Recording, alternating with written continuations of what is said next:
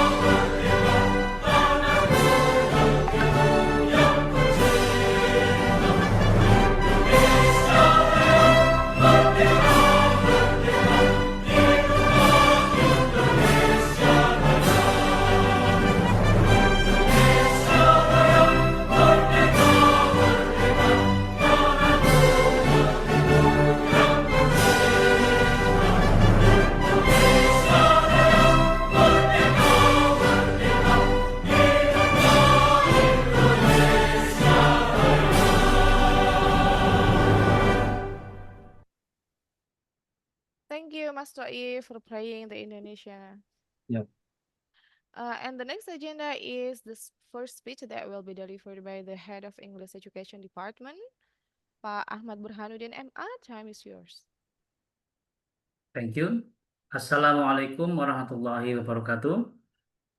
Waalaikumsalam warahmatullahi Good morning and warm greetings to everyone. The distinguished leaders, the Dean of the Faculty of Education and Teachers Training, Professor Mohd MAG, the respected teachers, lecturers, and our honorable guest speaker, Dr. Saffanah Binti Muhammad Azid, and all our beloved students, the participants of this lecture.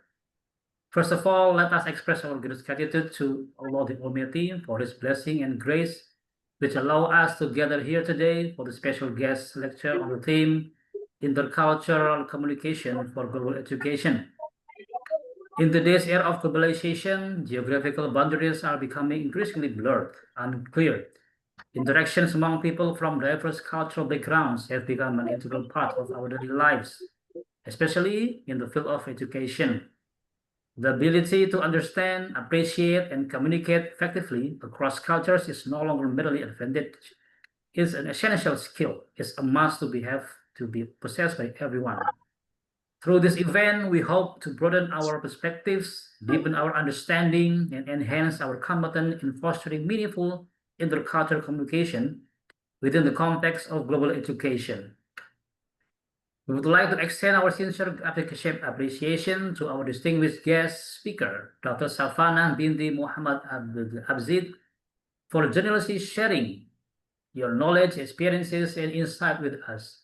We hope that this session will provide valuable lessons that inspire all of us to face the challenges and opportunities of an increasingly interconnected world.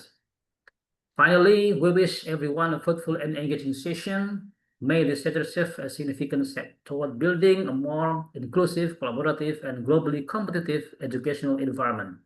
Thank you very much. Wassalamualaikum warahmatullahi wabarakatuh. Waalaikumsalam warahmatullahi Waalaikumsalam wabarakatuh. warahmatullahi wabarakatuh. Thank you, Pak Burhan, for the first speech.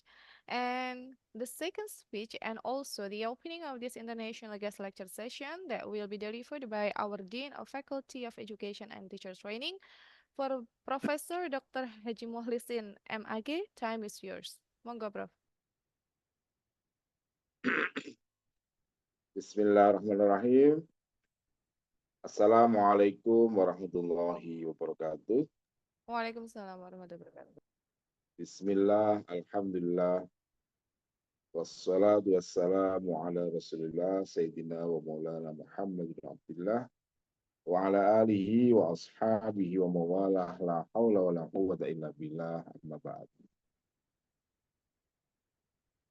Our respective speaker on this activity, Dr. Saffanah Binti Muhammad Abdul Aziz, Faculty Lecturer and English Specialist from the Faculty of Pharmaceutical Science, Branch of Sonkla, University, Thailand. Assalamualaikum, Dr. Saffanah. Waalaikumsalam. Good morning. How are you? How are you? Alhamdulillah, I am fine. I'm good. How are you doing? Okay, thank you for your rest in Gusdur, Pekalongan. Yes. My respect to the head of study program and secretary, Mr. Burhan and Miss Eros, especially the English language education study program, the lecturer and the student whom I am proud of. First of all, let us express our gratitude to Allah Subhanahu wa Ta'ala because by His abundant grace and blessing, we can gather for this guest lecture with the theme International Communication for Global Education. This activity is part of our efforts to continuously improve academic quality and broaden the global perspective of the FTIK academic community and Edwin K. Haji Abdurrahman Wahid Pekalongan. Ladies and gentlemen, in this era of globalization, marked by increased openness of information and increased mobility across borders, international communication skills have become a non-negotiable necessity. English, as a global lingua franca, plays a strategic role in breeding interaction between nations, including in education. Therefore, activities such as this guest lecture are crucial as a means of transferring knowledge, experience, and global perspective to our students. I warmly welcome and appreciate the English language education study program, teaching and education, organization of this activity. These demonstrate a strong commitment to providing learning that is not only theory-based, also contextual and globally oriented. The presence of an international resources person like Dr. Saffanah is certainly a valuable added value for all to us. Ladies and gentlemen, the theme International Communication for Global Education is highly relevant to today's educational challenge. Education is no longer local but has become part of a global ecosystem. Students are required not only to post-academic competence, but also cross-cultural communication skill, an openness to diversity, and the ability to adapt in an international environment. In this context, the role of higher education, particularly the Faculty of Communication and Informatics, yes, is to prepare graduates who are not only intellectually superior, but also globally competitive. We must be able to develop a curriculum that is responsive to current development and encourage students to actively participate in various international activities, whether through student exchange, research collaboration, or global academic forum. Furthermore, I would like to emphasize the international communication is not only related to language skill, but also encompasses cultural understanding, communication ethic, and social sensitivity. In communicating with the global community, we must be able to maintain our Islamic identity and values while being open and tolerant of difference. Ladies and gentlemen, I hope that throughout this activity, English language education students can gain new insight that can enrich their perspective on global communication. Please make this opportunity an active learning space where you can ask questions, discuss, and gain experience from the speaker. To the lecturer, I also hope this activity can inspire you to continue developing innovative international based learning. Collaboration with foreign institutions need to be continuously enhanced as part of our campus internationalization effort. Finally, I would like to thank to Dr. Saffanah Binti Muhammad Abdul Azid for her willingness to share her knowledge and experience. Thank you for Saffanah. Uh, you are a speaker in this moment. Yeah, I hope what he conveyed will be great benefit to us all. By saying Bismillahirrahmanirrahim, I officially declare the guest lecture for the English Language Education Study Program on International Communication for Global Education. Peace be upon you, peace be upon you, and blessing be upon you. Akhirul kalam, wallahu muwafiq ila aqwamit thoriq. Wassalamualaikum warahmatullahi wabarakatuh. Thank you. Waalaikumsalam warahmatullahi Waalaikumsalam wabarakatuh. Thank you, Professor. Thank you, Prof. Mulisin, for uh, opening this international guest lecture session. And the next agenda is the main agenda of this guest lecture program. But before we come to the main agenda, I would like to remind for all of the students, please turn on your camera so we can know that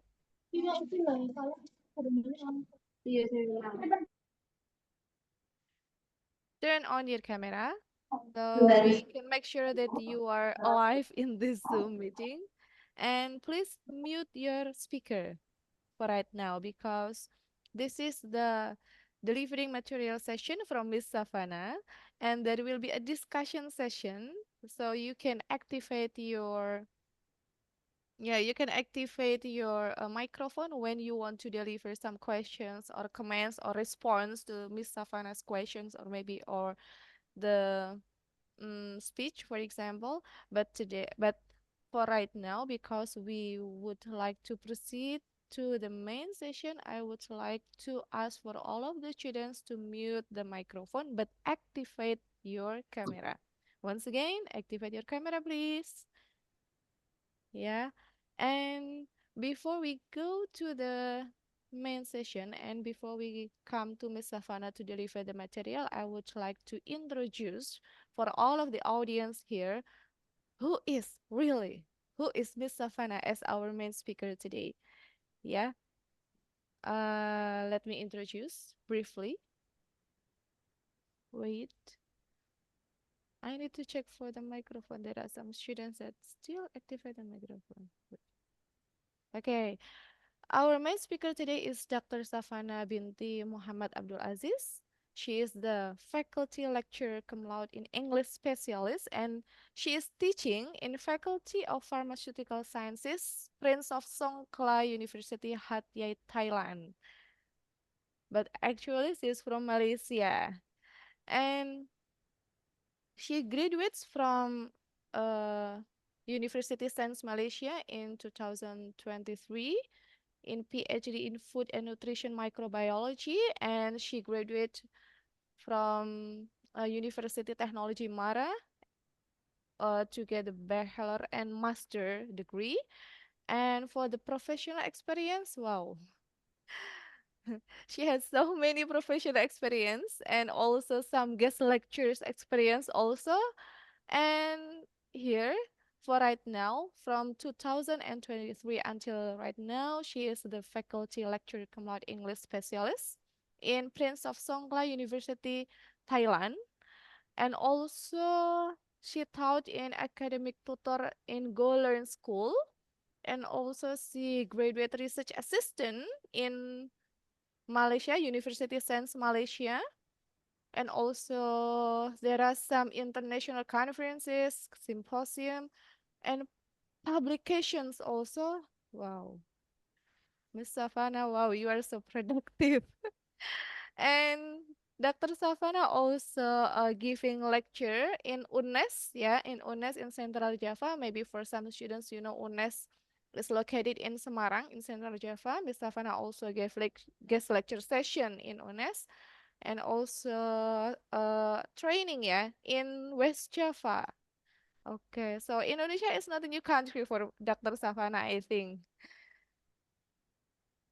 Okay, that's a brief explanation about our introduction for our main speaker today, Dr. Saffanah. And once again, for all of the students, you are allowed to activate your microphone when you want to respond or answer the question by Miss Saffanah. But if you would like to listen to the explanation, please turn off your microphone but activate your camera. Activate your camera ya. Semuanya tolong diaktifkan kameranya, tapi mikrofonnya di-mute dulu. Baik. And Dr. Saffanah, are you ready? Yeah, okay. Time is yours, please. Thank you so much. Terima kasih to the Dean of the faculty, and I would like to say thank you so much for this honor invitation by the Universitas Islam. I forgot the name. I'm so sorry. And greetings to the head of program, as well as to our Miss Moderator. Thank you so much. And I think in front of me, you guys are all English students at the English department, right? So you guys are going to be English teachers very soon, right? Hopefully. Hopefully, inshallah, inshallah. So I think everything has been said, has been introduced by our Miss Moderator. So I will go straight to our title today, to our topic. So I hope that we can all learn and share the knowledge together, okay? All right, so as you guys know, the topic for today is intercultural communication for global education. And I think that intercultural communication is not really something new to us. At least we have been hearing about it before. But the context for our topic today would be about in or for global education. So I have prepared some topics, okay, which we will figure more later. So firstly, when we talk about the intercultural communication, back then it was defined as sharing ideas between people from different cultures, different people from different countries. And then after that, it has become very essential, very important skills to be learned by the students in schools, as well as in the universities, also the college. And because more people going to study abroad and going for mobile exchange program and work abroad, so learning online, all of this combination, it now became like intensified need for the intercultural communication skills, especially in education. All right, so, oh, sorry. So what are you seeing now is an image of Prince of Sonkla University International College, or PSUIC, in my university in Hat Yai, Thailand. Okay, so this whole building would be specifically for international students. So they can all come and learn using the global education syllabus. So you see, the global education is not just about adding international syllabus or topics into the school subjects, but it is actually beyond than that. So we will learn more later. Right. So as I said earlier, it's not just about the global education context or the syllabus, but by attending something like this, it can actually help the student to understand the different cultures. Like imagine you guys, oh wait. Sorry, I don't know.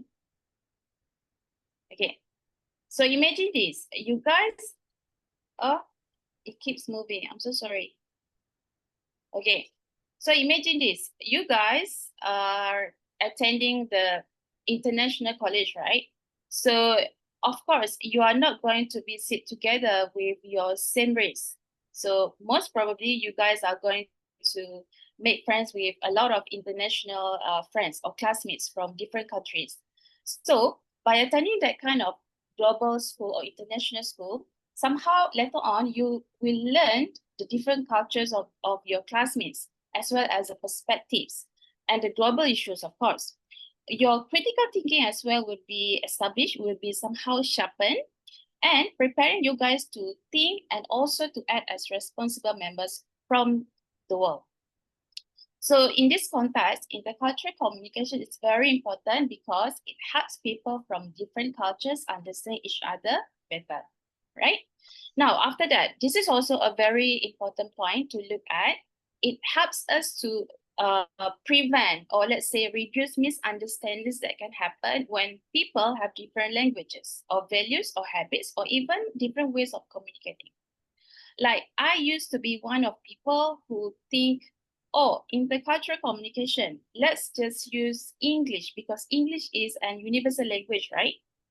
But the more I learn and think about it, it's not just about the language. It's everything about the culture, the different ways of thinking, different ways of perception, as well as understanding each other. All right, let me give you one example. Okay, so from this cartoon, okay, so you can see the left person is touching the hair of the person next to her. I assume this is a guy. So we can see that the facial expression of the guy, he didn't like it, okay, because it is considered as rude to touch someone's head or someone's hair, okay. So this is what I meant by misunderstanding earlier. And other example that I can give here, imagine people from Western countries, when they meet people, they just shake hands, right? But for us, and also Muslim countries in the world, we don't really shake hands. I can't say we cannot shake hands with opposite gender. Yes, we can. I think we can, but we have to put on some glove, right? So another example is that, being in multiracial people, you could also be misunderstood. Something like, we have been taught that, okay, if I didn't understand about something, I would just keep silent, okay? But the moment you sit in a group with so many other people from different countries, being loud or encouraged to raise up a hand and ask a question is recommended, or it's encouraged. So we should not stay silent and just keep it to our side. We should just, ask question or do not hesitate to speak. So something like that. Okay, let's move on. So even though intercultural communication is known to be very important, it is still not fully or effectively included in many teaching and learning practices. Okay, so I think this is one of the problem that we have today. But of course, with every problem, inshallah, there will be a solution to it. So we figure more later. Now, this means that schools and universities may understand the value of it. However, the educators, the teachers still face difficulties in applying it properly, especially in the classroom. Okay, so following that, many schools and universities, we try to become more global. For example, like we create more global exchange program, like we want to send our students to abroad. For example, my university, Prince of Sonkla University, every single semester we do receive a quite big number of students from Indonesia, from Japan, and I think from China as well. So mostly the students came to our university to engage with the lab attachment and also some social study programs, something like English, linguistic, arts and culture. Apart from that, we also have some collaborations with the foreign institutions. So this is kind of like, we want to perform our KPI so that somehow it can be elevated.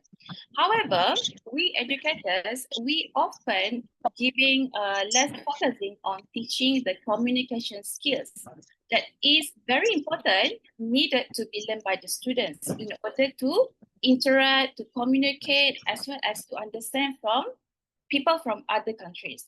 Because I kept seeing this. Myself, I am teaching international students. I have some Thai students in Indonesia and some Pakistan, India, and Nepal. So I found that most of my Thai students, they don't really like to interact with other students. So at first, I think for the first 6 months, when I first started teaching in my faculty, I figure out, I think it's because of the English. Like people always say language barrier. But later on, I started to realize that it is not just English language. It is more beyond than that. So I figured that it has something to do with they don't understand the culture of this foreigner student, or they don't really understand about what they are trying to say. So all of these things came together into what we are going to learn today. Okay, next one. Now, as for now, a lot of research has actually looked deeply into how intercultural communication works in theory. Of course, we develop the theory and then we practice into our real life. And they explain different models, such as how cultures can be compared from one dimensions, and then how people from different cultures can communicate in different ways. Okay, for example, people from Japan, Indonesia, Malaysia, Thailand, how we can communicate in different ways, and then how individuals can develop the skills needed to communicate effectively across cultures. So all of this research have been conducted before. And also, research has proven that several important factors can actually make up the intercultural communication to be the good one. Okay, for example, how well someone knows a language, their ability to understand, and also to adapt to different cultures. Also, learning through real-life experiences such as studying or interacting with people from other cultures. However, there's a problem that arises here, which is a gap in knowledge about how intercultural communication is actually put into practice in today's global education systems. So it is not fully understand how it is taught in classrooms, and then how the higher management of the school and universities support it. Also, how students experience and also to develop the skills in real life learning environments. So these are some of the problems. Okay, so in addition of that, now we have the online learning. Okay, like what we have today through the Zoom meeting. Also the virtual interactions, I can see you and you guys can also see me. So this create new ways for people from different cultures to communicate. So the traditional communication ideas need to be updated. Okay, all right. So in understanding this factor is quite important for developing effective strategies to enhance intercultural engagement. All right. So the key topics that I have prepared today, I have 4 of them. Okay, so firstly, we are going to analyze what are the roles of intercultural communication in shaping teaching and learning processes within global education settings. Okay, now, as I said earlier, a large amount of research has been done to explain what intercultural communication means and also what skills are needed for it. Okay, like I said earlier, it's not just about the language, but it is beyond than that. Now, this includes identifying the key abilities people must have to communicate effectively with others from different cultural backgrounds. So in this key topic, we are going to learn how exactly, not how exactly, but what are the key that people must have to learn in order to communicate with people from different backgrounds.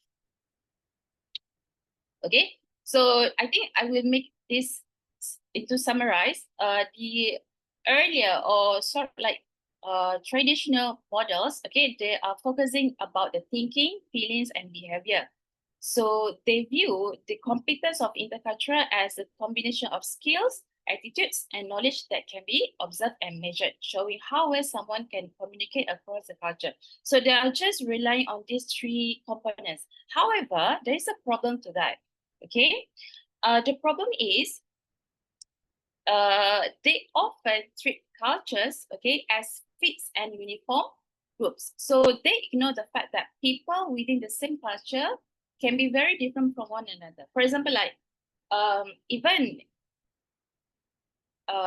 societies in Malaysia, okay, even we are all Malays, but we are all having the different origins, or let's say different roots, okay? We have our own accent or our own local accents that are very different. It's like we have like 14 states, so we have like 14 languages. So just imagine, how is it that we are from the same society or from the same race, and yet we would have quite different culture. So just imagine, me and you, we are 2 different countries. So the more different cultures would be. However, okay, these newer approaches, which I will talk more later, highlights the importance of being self-aware in communication, which is we call as reflexivity. And then understanding power differences between people or groups. Also to recognize that cultural identity is not fixed, but can be changed over time. Okay. So this is like just like a little bit more details to the problem earlier, which is a conflict between older ideas that treat culture as fixed and newer ideas that I am going to talk about today that see culture as flexible and constantly changing. Okay. So many real-world studies still use older approaches that focus on measuring and copying results in a simple general way. However, at the same time, okay, the new theory suggests that intercultural communication should be understood in a deeper and more detail. Okay, so we are going to use more experiences in real life and context and also meaning rather than just numbers. Okay, all right. Second key topic is to identify the key challenges and barriers faced by students and educators in intercultural interactions.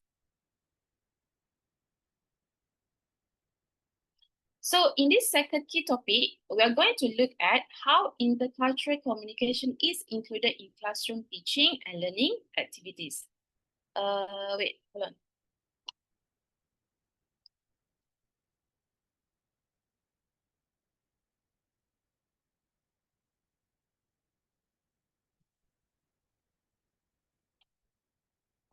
Sorry. So as I said earlier, in this second key topic, we are going to look at how intercultural communication is included in classroom teaching and the learning activities. So we are going to focus on the ways that how teachers can try to apply it in our syllabus, also how students can learn and practice in the education settings. So through the research that have been done, many studies support learning methods where students can gain the direct experience. Okay, for example, they can study in other countries, or they went to study in other countries. They can doing sort like community survey, community service-based learning, and also to take part in activities that encourage conversations between people from different cultures. So it's like the mixture combination between academic as well as the cultures and art. Okay, next. So these learning methods are considered effective because they help students to become more aware of other cultures because the students can gain the direct experience like that. They are not just studying from the textbook. Instead, they just apply it like that. And after that, they can be more empathetic toward different people. So the after effect exposure from the real life, this is what the significance of it, rather than they just learn from the textbook. Okay, so next one, researchers have also studied teaching methods used inside the classroom. For example, they use learning materials that represent different cultures. For example, I think I used this before. Last year I went to Bandung and then we did watch some angklung performance.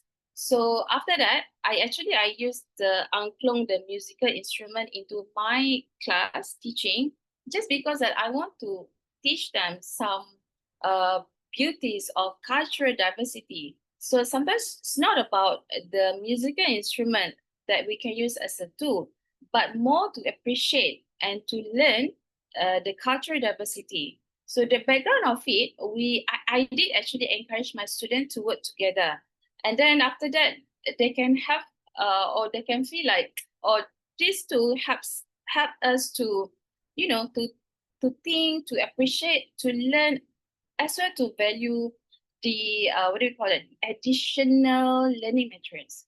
Now, after that, the students start to think deeply about their experiences and learning. So I think if you ask me personally, I would love for students to go out and let them expose and learn by themselves rather than just sit in the classroom.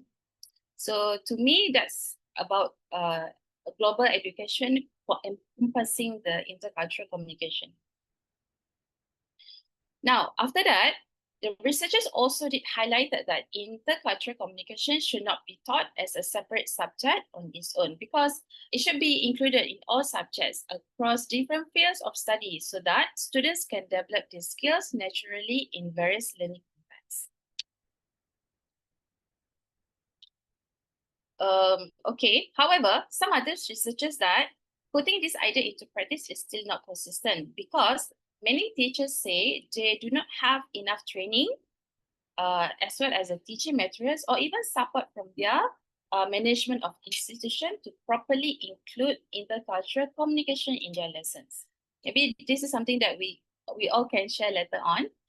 And a major gap in this field is that what theories say about intercultural competence doesn't always match how it is actually taught in the classroom. There is always different or distinct later on. And in other words, the ideas in research and the teaching methods used in practice are often not well connected. It's not A, B, C like that. Okay, now next one. Although many studies provide suggestions on how to improve intercultural communication teaching, there is still not enough real-world evidence.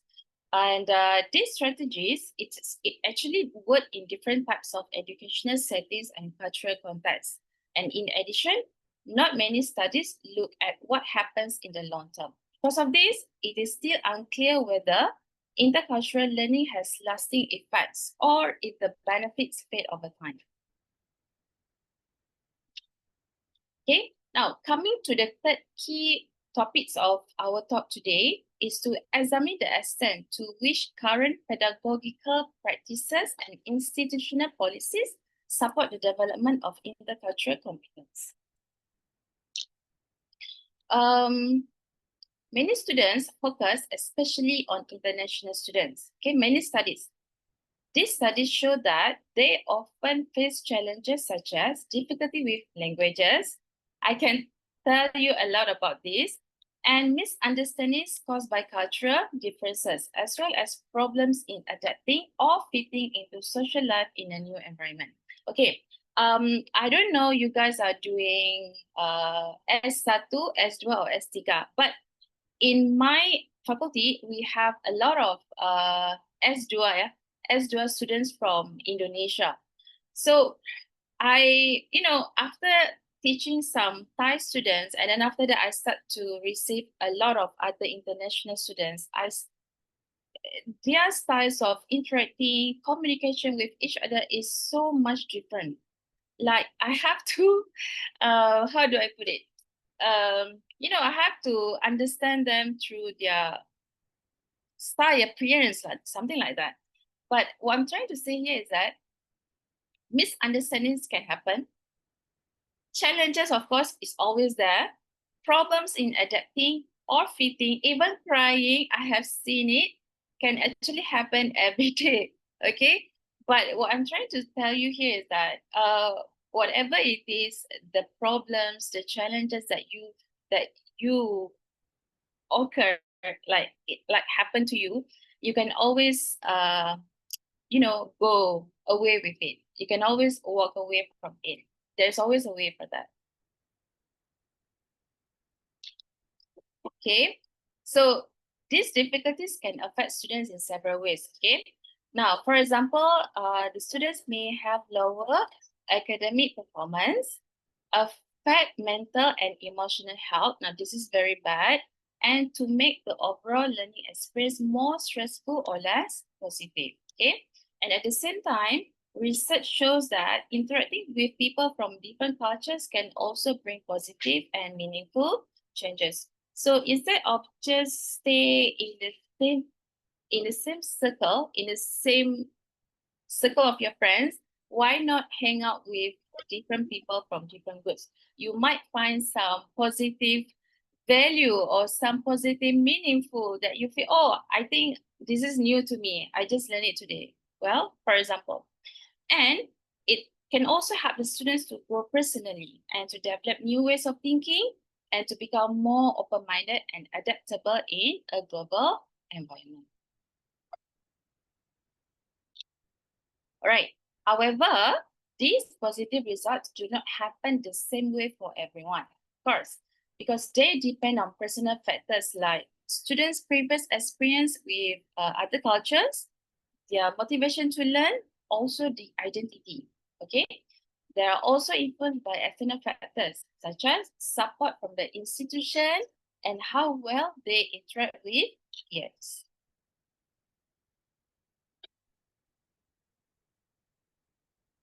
Okay, so on the other side, research shows a contradiction here, okay? Because intercultural experiences are always seen in two opposite ways. First, they can be very valuable, they can be very enriching for learners. However, at the same time, they can also create difficulties and challenges for them. So when you have the good side, you would have the bad side as well. I'm very sorry.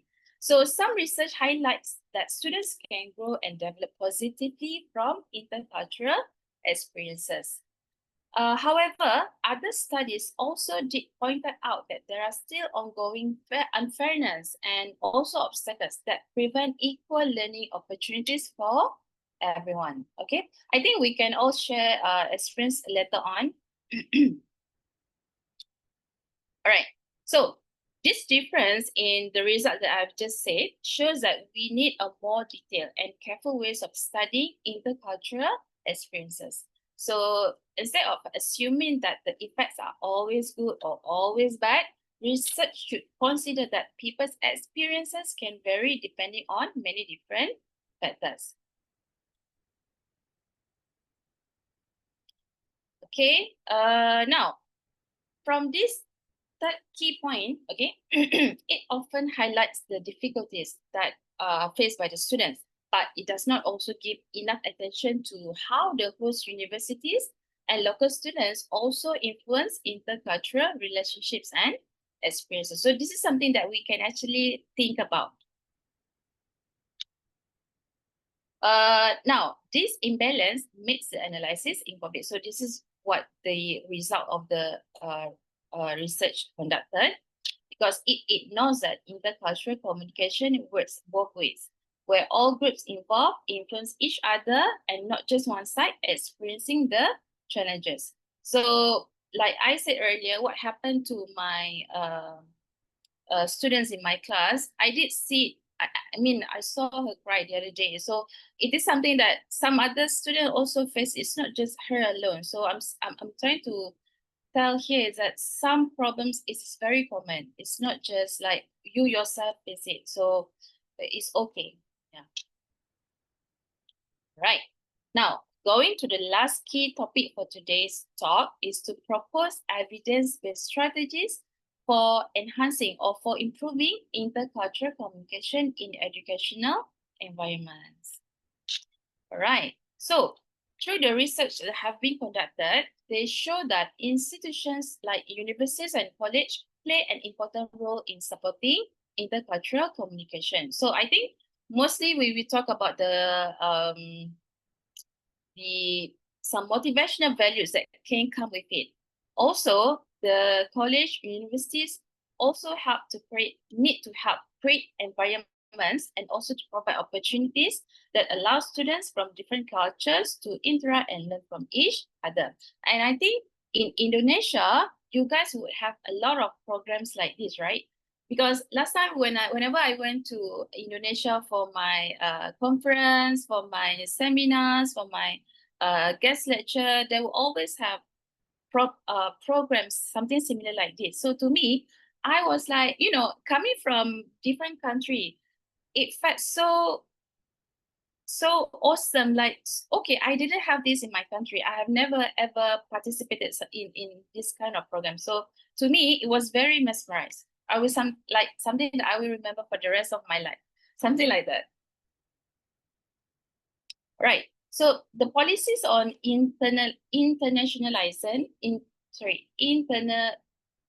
diversity and the inclusion can greatly affect how well students from different cultures interact in schools and universities. Okay, so this is something that the policy from the institution itself, and the good policies can create a more welcoming and supportive environment, of course, which can improve the quality of intercultural interaction. So this is like the external factor.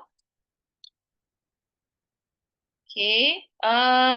So studies suggest that institutions with comprehensive support system, okay, such as doing the orientation programs, language support services, and intercultural training are better positioned to foster inclusive environment. So this is all in needy, okay? In A, B, C, and D, it is all needed so that we can all have a happy and healthy intercultural environment.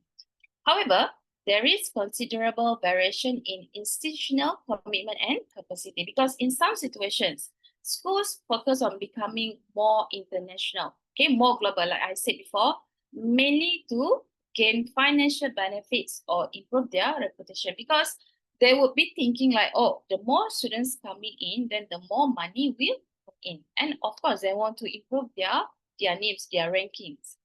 So when this happens, intercultural activities may be done only on the surface without real effort to deeply engage them to understand cultural differences. So this is like the problem as well. Okay, next one. This kind of problem raises the critical questions about the alignment, okay, about the vision, the mission between institutional strategies and the development of intercultural competence. However, the rise of digital technologies add another dimension to this theme, which I call it as positive dimension changes, okay? So through the virtual exchange programs, online collaboration platforms, and digital classroom like one we are having now, can create new opportunities for intercultural interaction. Something like I do not have to fly to Jakarta and you guys do not have to fly to see me. So research in this area highlights both benefits, such as increased accessibility and flexibility, and challenges, which is reduced non-verbal cues and potential for miscommunication. All right, next one. Despite the growing interest, the literature on technology, okay, which is mediated intercultural communication, remains underdeveloped. Okay, it means it is not still not widely explored, still not widely investigated. So many studies are exploratory and lack robust theoretical integration. And also there is limited understanding of how digital environment intersect with cultural dynamics, particularly in a Western context like us. Okay, so coming to the last subtopic of our talk today, this is like something that I found from what I read, which is I name it as cross-cutting gaps and justification.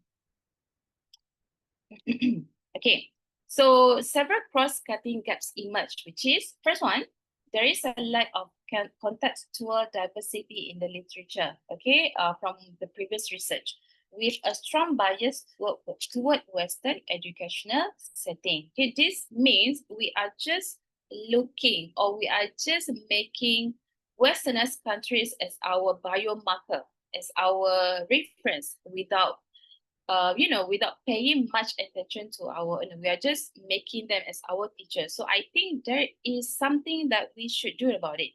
And this limits the generalizability of findings and underscores the need for research in underrepresented regions. Secondly, the disconnect between theory and practice remains a persistent issue, okay, with very little evidence how the conceptual models of intercultural competence can be effectively implemented in our real-world educational context. Okay, and number three, methodological limitations. For example, reliance on self-reported data and short-term studies which restrict the depth and reliability of insights, okay? And in addition, the literature often treats intercultural communication as an individual competency rather than a relational and systemic process. Because I think it is very important that when we embark on intercultural communication in global education, we want to make it as an established system. We want to make it as something that, okay, this is a marker for this education system. We do not want to just make it special to one single person, no. So what happened with the Western countries, they all tend to make it specialized into singular person, right? Okay, so this perspective tend to overlook the influence of institutional structures, power dynamics, and also the cultural hierarchies. And there is lacking attention to the role of educators, which is practices, beliefs significantly shape intercultural learning environments. Okay, so coming down to the conclusion, Intercultural communication is a core element of global education, but it is still not consistently or effectively integrated into teaching and learning practices. Okay, there's a gap between theory and practice where strong conceptual framework exists, but the application in real educational settings still very little, remain limited or sometimes uneven. It's not enough. All right. So coming to this talk, these are all references that I have used and looked at as well. So I think that will be all from me. I think now the floor will be open for the Q&A session. Okay, thank you so much for your full attention. Thank you so much. Thank you, Ms. Saffanah, for the nice and insightful material about intercultural communication.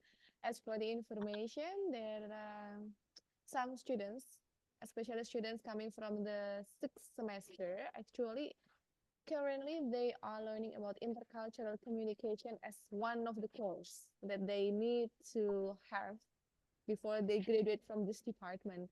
And I'm also teaching about this subject. And maybe before we come to the Q&A session, I would like to encourage my students to please, if you have some questions or maybe experience, is it okay, Ms. Saffanah, if they would like to explain about their experience regarding this? Yeah. Okay, yeah, students. So please, if you have some questions or experience that you need to elaborate on, deliver in this moment, please. And while waiting for the students, I'm so curious about this. Ms. Saffanah, you delivered that there are so many students coming from Indonesia in your master degree. Yeah. Yeah. In our institution, especially in our department, there are also some students in S1 degree coming from Thailand, Philippines also. And yes, there are some gaps that we face at the first time because I thought that they can speak English fluently, or maybe they can understand what we are talking about when we are explaining the material using English. But sometimes they also get confused because of the different dialect, different, what is it? Yeah, terms also. So maybe based on your own experience, do you have some strategy or tips? How can we identify for the first time when we saw or when we meet the students coming from different country or different culture? We know that, but sometimes we cannot identify how deep is the difference that will create the gap between our own culture, maybe. Okay. Not too long ago, I did witness this one thing in the lab. Okay. So in our lab, we are trying our best to put up different what do you call it? Different nationalities in one lab. So one of my intention for doing that is because I do not want them to just sit or hang around with the same group of the same nationality. Because of this, like what you just said, it happened actually before. Some of my Thai students, they did have difficulties in understanding what the Pakistani students are trying to tell them, like, you know, a group of Pakistani versus a group of Thai students. So most of the time I would have to come to them and then try to resolve the problems or try to offer some solutions. And after that, I figure out that by time it will slowly or it will gradually gets better. I do not know how to like put it in a physical solution, but to me it's always about it's not just about the students. It has to be added with external help from management. In this case, it has to be from teachers, educators, some from from the management, from the institution, from in Thailand we call them as ajans. And I think in Indonesia, you guys are called as dosen. So if we let them, I mean the students, in handling the varying, or what do you call it, the difficulties in terms of different languages, somehow it won't be solved. It is going to stay there. And I'm so scared about what do we call that, the feeling of discouraged or feeling demotivated, or sometimes they might feeling down, like okay, it's very hard for me to work with this person because I don't understand what he or she is trying to say. But later on, we can actually come together, we can sit together. So this kind of course, this kind of stages or processes, it does not take 1 month. Sometimes it can take even up to 1 semester. I don't really have a tip for that, but to me, it's all about we work together, we try to solve things together, and of course, sometimes we have to really understand them. So it's not easy, but it's not that difficult as well. Yeah, thank you, Ms. Saffanah, for the elaboration. Yeah, I think sometimes they need to discuss with their peer to get the meaning, the real meaning, especially for their daily communication in a new culture, new place, Yes, new yes, country. yes, Yeah, yes, thank you. yes. Next, the students, or maybe Pak Burhan, if you want to deliver some questions, please raise hand for the first. Okay, I have a question, Oh. Dr. Saffanah, yeah, or some ideas about, this is a very good idea because now we are in global life, right, when there's no border among us. So what do you think is the best way, because we have students from international countries here, we as the institution management, what do you think is the best way to, maybe you have experience before on in your campus or institution? Do you have any suggestion about activities or maybe event that what is the best way to explore their culture, their cultural background and their potential in one place, but we can see lots of different things, yes. All right. So I was thinking about the staff first. Okay, not the top management. I mean the staff that handling the students in the faculty. To me, it is very important that they could get some proper training on how to handle, on how to work, on how to interact, communicate with all these international students. Because in our faculty, they are not just handling only Thai students. Because me as a foreigner in that country, I would always tell them, we are dealing with foreigners. We are dealing with foreigner students every single day. So it would be good if we as academic staff, or even non-academic as well, it would be very good for us to attend the proper training on how to interact, on how to handle, on how to deal with them. So I think training would be number 1. Okay, and then secondly, we could also organize some, or let's say several programs every single semester that could actually bring all these students together. So I think because Thailand is very good with what do we call that, hospitality, tourism sector. So we could also organize something program like that could actually let them to go out with their groups, explore new places, try new foods, and we could also do some what do we call that, the something like nights, something like the gala dinner, where they have to perform their origin, culture, dance, performing, what do you call that, whatever that they want to display to represent their national characteristic, and then to put on their national attire. So I think these two would be my answer. Because last time, I was the one to give suggestion that the staff should be given the proper training. Because the way they handle the Thai students is not going to be the same way for other international students. So I think that's the answer. Thank you. You're welcome. Saffanah, yes. Okay. From students? For the students, please. Students, if you have some questions.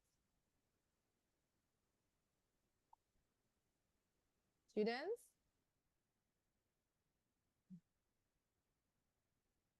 No questions? Are you still alive in this Zoom? Some of them are all turning off the cameras. I don't know why. Yeah. This is it. I think the Saffanah, this is the best time for you and for us here. This is one example, right? How to interact with foreigners, let's say. Are they afraid or shy or you feeling inferior? I mean, this is the best time for us to tell our students how to deal with this problem. Last time when I I was invited by UNES every single semester to deliver online lecture. So I Every made single sure semester. I Wow. kind of forced them I kind of forced them to turn on the cameras and to prepare at least one question from one person, because I do not want to just to be or to act as a single communicator. I always want them to have a double way communication. So you guys should listen to your docent, and this is your time. This is the one of platform that we have together to learn, to be free, to just ask questions wherever that you want. So wherever feelings that you have, like feeling discouraged, feeling shy, you're not feeling confident, you are not feeling good with your English, who cares? I always tell them, wherever it is, there's always a way for it. There's always something that you can do about it. So I hope that you guys, students, can learn today together. Not just you listen, I talk,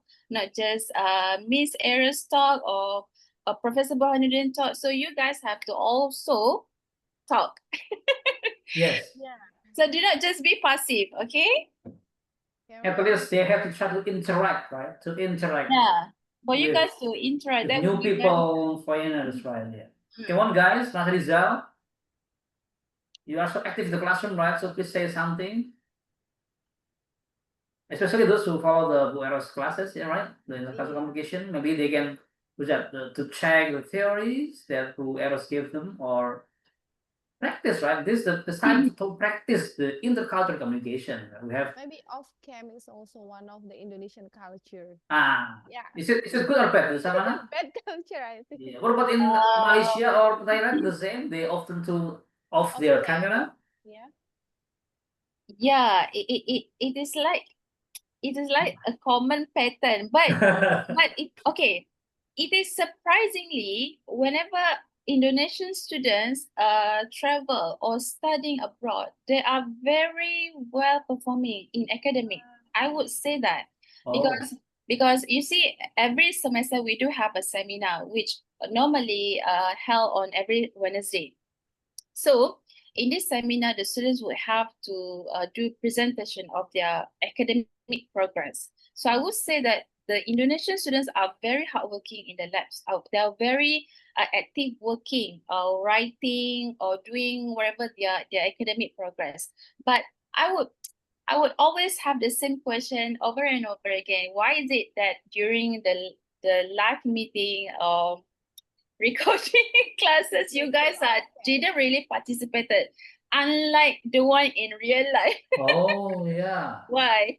So you see, facing them in physical, in person, is much more different from meeting them in online. Because if you ask me, I would feel they are behaving they are behaving much better. They are active more in person rather than in online. So there is something that I notice about the Indonesian students. So I'm not saying it is bad. I'm saying that it still can be improved. Yeah. Yeah. So hopefully all of the Maybe because they are actually doing something else, Oh. right? They are so busy, probably, right? Or maybe all of you can turn on your camera and maybe I can ask some questions. Okay. Yeah, maybe I can ask questions like random from some of you guys. So if I may ask you guys, what kind of program are you guys doing now? Are you guys from the English program or English linguistics, or someone can tell me about that? Maybe Malafi, Soba Putri, Aulia. Yeah. Soba. Could you turn on your camera? Right. Okay. Mbak Malavisoba, silakan. I'm sorry, Miss. Can you repeat the question, please? Okay. Okay. Could you tell me what program now? I am the English education in here. Okay. So that means sooner or later you will be an English teacher, right? Inshallah. Inshallah, yeah, that's a good one. So what do you feel about teaching some international students? What do you feel about it? Do you feel excited? Do you feel, oh my God, I can't wait? Or anything? Maybe you can share some with me. I think for me, teaching is like difficult. Like I cannot teach well someone like this. When you said that teaching is something that is difficult for you, is it because of you didn't really know about the topics that you are going to deliver, or do you mean that talking in front of people is difficult? Yeah, talking in front of people. Okay, all right. Okay. That's the problem. Okay, all right. Now let me go to some other students. Let's see. Kafidno?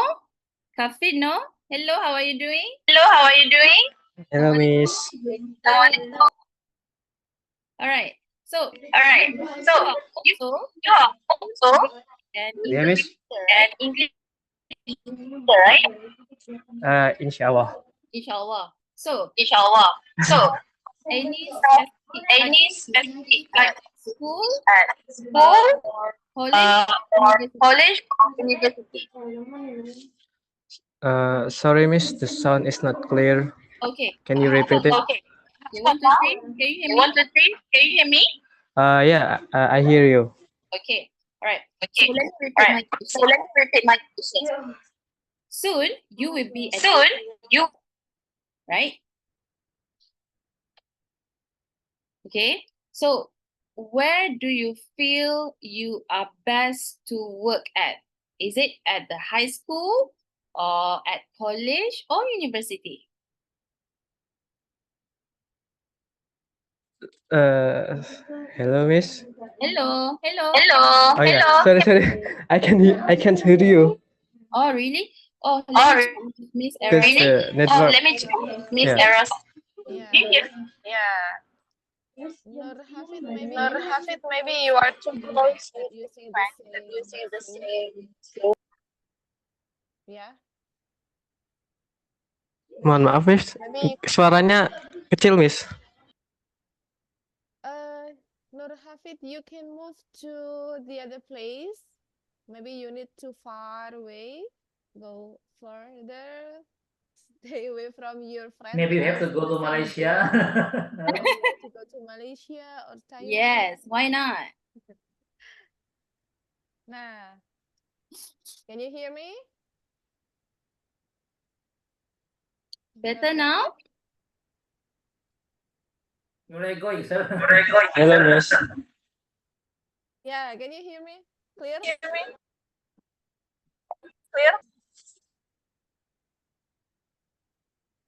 Well, I think Rafino is not having the stable connection. It's okay. Maybe I will ask some other students. Okay. Excuse me, Miss, can I ask something? Oh, Yeah. please, Sure. Sabrina, Dea. Hello, Yeah, Sabrina. Assalamualaikum. How are you doing? Waalaikumsalam. Good. How are you doing? Alhamdulillah. So, yeah. So you Malaysian and right now you teach in Thailand, right? Yes. So I just care about the struggle that you have when you teach Thailand students.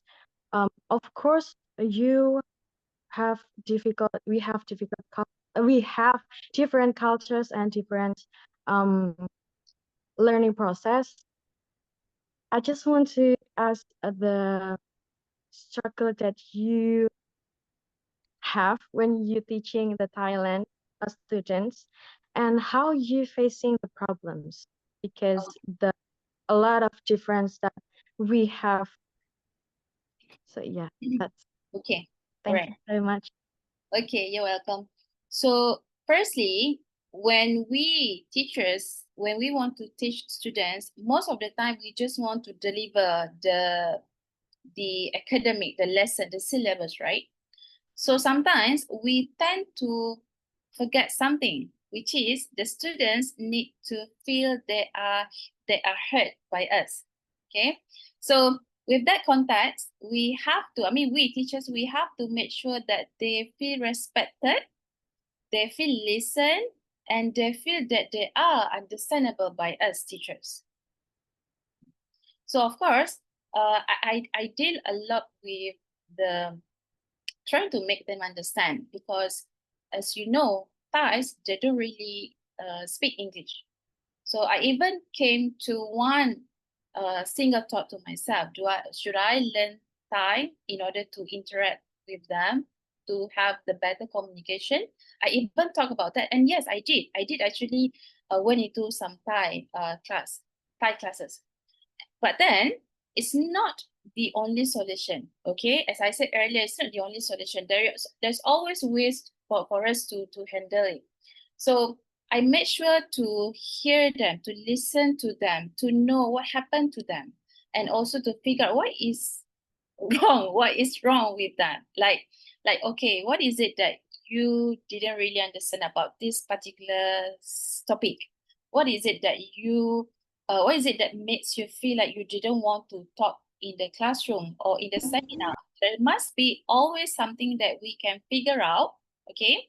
And also from that, I did develop some relationship. Like, let's say in the classroom, you have your docent and you as a student. So outside of classroom, how are they going to see you? Maybe like still as docent, but I made sure that after after teaching them, it is something that we call as off classroom. So I always tell them that you can always reach out to me whenever you have questions to ask. So somehow this kind of comfortable thing makes them feel, oh, okay, I now feel confident to talk to this lecturer, for example. So those are one of things that happened to me, which I still practice until now.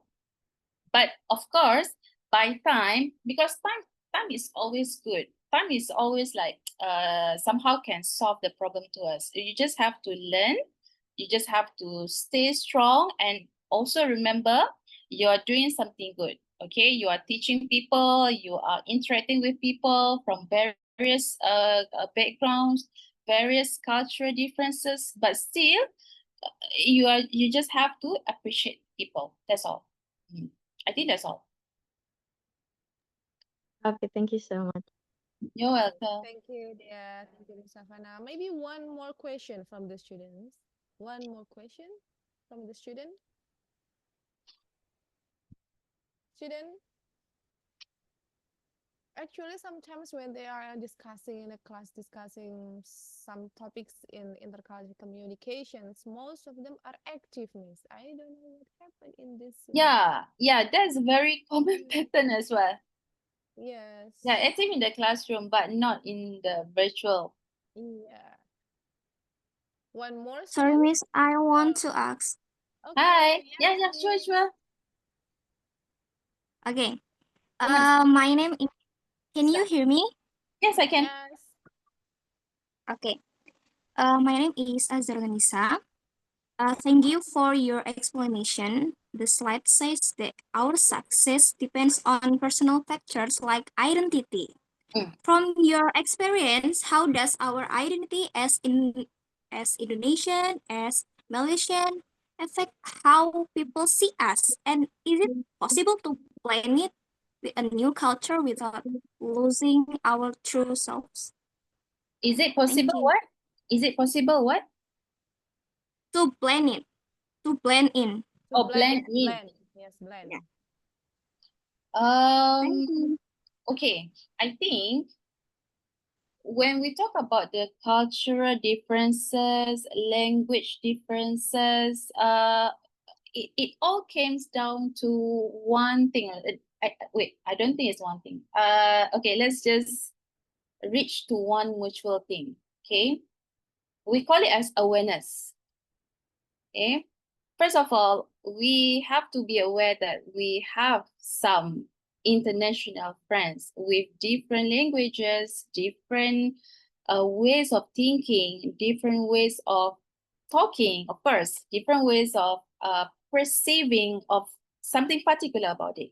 So wherever that you feel like you have to step up from your comfort zone, that is where you are going to learn about that person as well. Okay, let's say you are going to further your study soon, right? Perhaps doing S3, for example. So you're going to study abroad. So you are going to meet some international friends, perhaps from Western countries, let's say from US, from European. So you can actually blend with those people, even though they do have different religions from you, they do have different style of talking, different ways of, because we Asians, we are being like, we're being shy, we are taught to keep silent if we have nothing good to say, or like, whatever it is, we just have to keep it to ourselves. But it is very opposite with those Western people. They are educated to always speak up wherever that they feel discomfort. Even when they disagree with something, they would always, hey, I disagree with this, right? So to me, if you ask me personally, yes, to me, I find it's quite difficult to deal with Western people. Of course, sometimes we don't have to be fake about it. Like, okay, I just have to fake it in order to blend it. Or some people say, fake it till you make it, right? If you feel that is the best, then you can fake it till you make it. But if you think that is something that you cannot tolerate, something that you cannot compromise, or something that you think, okay, this is okay, I will just let it go. Who knows? But I think in most cases, almost all the time, you have to be true to yourself. Okay, let's say you're working in you're doing some assignment, okay, and then you have to work with what do you call that? The multiracial, not the same nationality as you do, okay, as you are. So most of the time you would have different tops. Okay, what are we going to do? Is it A? Is it B? Is it C? So you have to always take part. You have to always contribute, whatever it is. So the cultural diversity, the different languages spoken, it won't matter much. It won't matter much, I tell you. Okay? So I hope I answer your question. Okay, Azahratun, get the point?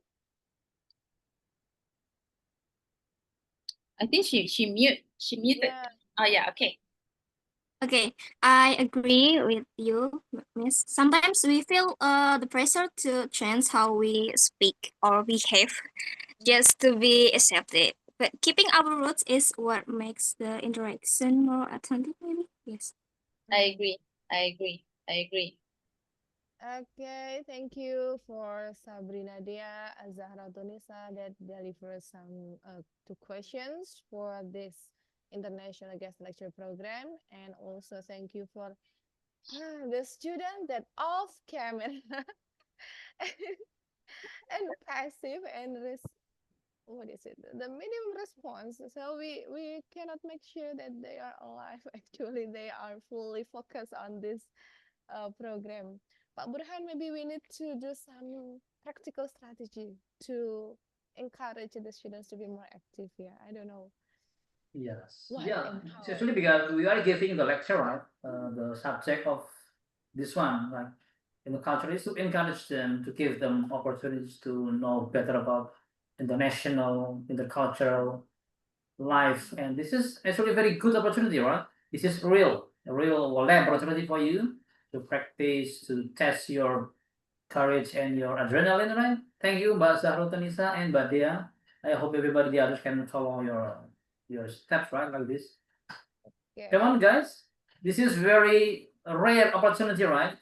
To meet Dr. Saffanah. He has more experience than us, right? Yeah, but Okay. seems like time is up, Pak Burhan, for Q&A session. Yeah, sorry. Because this is 11:30. 30. Oh, And yeah. yeah. Before we close to, or before we come to the end of this guest lecture session, I would like to thank to Miss Saffanah for having this guest lecture program, and thank you for all of the staff and also the lecturer that joining in this guest lecture program. And also we hope that the students, all of the students, will be more active in the next guest lecture program. But before we end this guest lecture program, I would like to deliver a brief conclusions based on the material that have been delivered by Ms. Saffanah regarding about the intercultural communication is something that's not new. That's something that actually always happen in our surroundings, and that's it is a core in our communications. But sometimes, especially in global education, but sometimes not all of the educational institution, or maybe in educational field have some consistency and integration of this intercultural communication into the curriculum, into the subjects, and that is a big challenge, especially for the educators, especially for the lecturers in higher education students, to how can we encourage the students not only to understand about the theory, but also to practice this kind of intercultural communication. And this is the example. This is the real example. I teach them every week in a class, and the name of the course is intercultural communication. And they also present using English. They have discussion with their peers in a class using English in the live performance, especially in this class. But actually, when they need to move to this Zoom meeting, and the speaker are Miss Saffanah coming from different country, it seems like they're speechless. Yeah, they don't have any word to say. I don't know why. Maybe because they feel insecure. Maybe ya. Apakah itu yang kalian rasakan seperti itu? Yeah, they are enjoying their discussion using English actually when they are in class, because they are in the 6th semester, not the beginning of this year. Yeah, the 6th semester. It means that next semester they will have to practice to be a teacher. Oh, Yeah. wow. Best of luck to you guys. Hopefully they are ready. They will be ready to teach English at school, hopefully.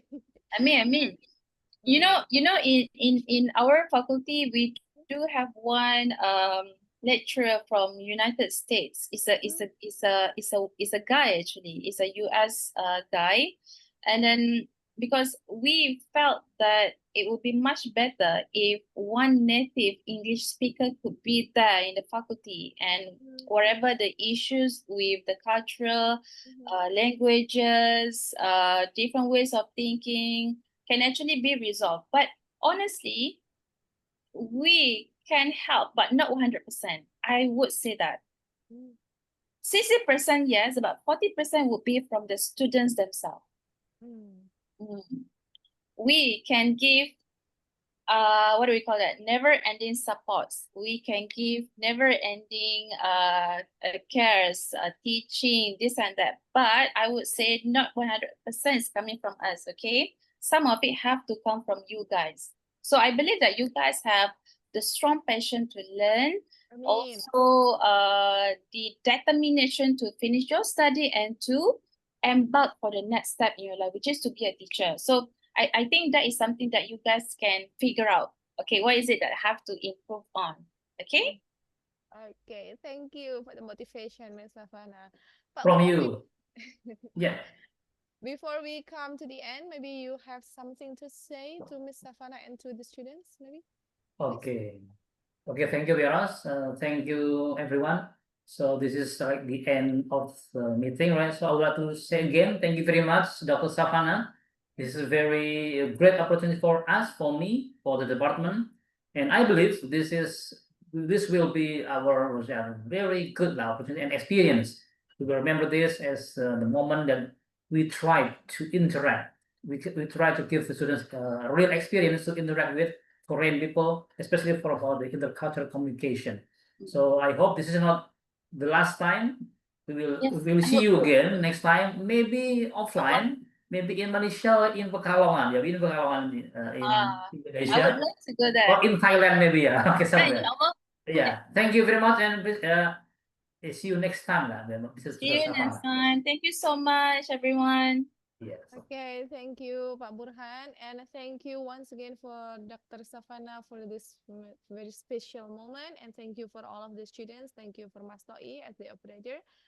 Hopefully, this guest lecture program will provide you many kinds of new insights and benefit for the students, especially because intercultural communication is not only about theory, but you need to practice.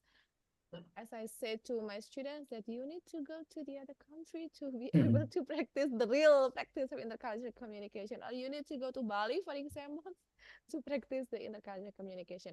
Thank you. Let's close this guest lecture program with reciting Hamdalah together.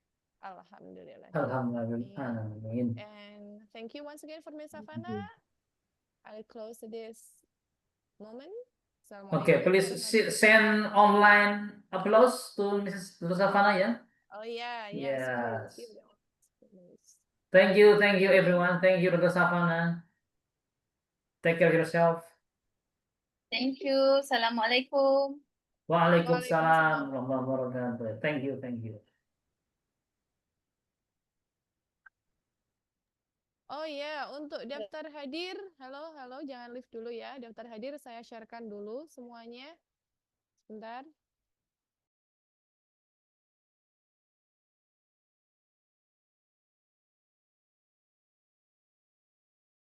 Atau Mas Toi bisa bantu saya untuk meng-sharekan daftar hadir yang tadi sudah saya share di grup ya. Tolong di-sharekan di chat box-nya, Mas. Oke, sebentar, Bu. Karena ini saya harus buka WhatsApp-nya agak lama. Jadi teman-teman nanti menunggu Mas Toi untuk meng-sharekan daftar hadir di chat box, silahkan diisi. Nggak usah ngisikan temannya, jadi yang datang di Zoom saja yang mengisi ya. Terima kasih, saya pamit.